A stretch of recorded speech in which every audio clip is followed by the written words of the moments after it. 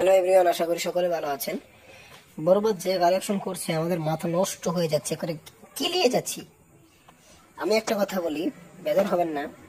এই যারা দেবজিৎ, এই দেবজিতের থেকে ছোট মনে করেন শাকিব খানকে, তারা একদম ভুল মনে করছেন।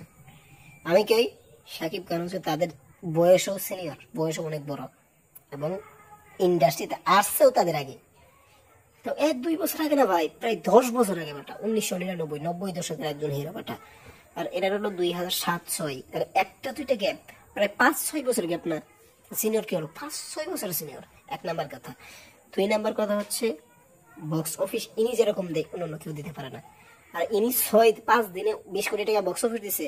আরেকজন দেব তার খাদান লাইফ টাইমে 20 কোটি টাকা বা 22 কোটি টাকা হয়েছে। তো তিনি তো 10 দিনে তো একেবারে 30 কোটির উপরে যাবেন না। আর লাইফ টাইমে এটা যে 100 কোটি পার হবে, এতে কোনো নাই। ঠিক আছে, তো বক্স অফিস দাঁড়িয়েছে 19,92,00,000 টাকা। ঠিক আছে, থ্যাংক ইউ।